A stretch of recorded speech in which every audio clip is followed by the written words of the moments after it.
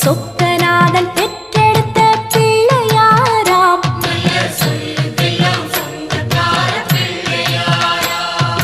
கைலாய மலைய விட்டு தெற்கே வந்தாராம். இந்த பிள்ளையாரு பட்டி கண்டு இருந்து விட்டாராம்.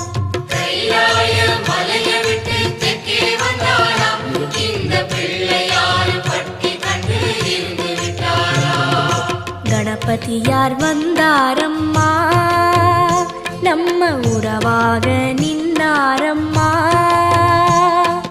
கணபதியார் வந்தாரம்மா, நம்ம உறவாக நின்னாரம்மா. சொக்கநாதன் பெற்ற